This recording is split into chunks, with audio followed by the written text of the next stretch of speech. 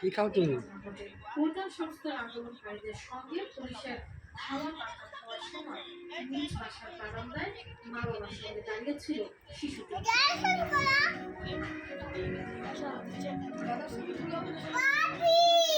হঠাৎ মেঝেতে লুটিয়ে পড়ে আহান।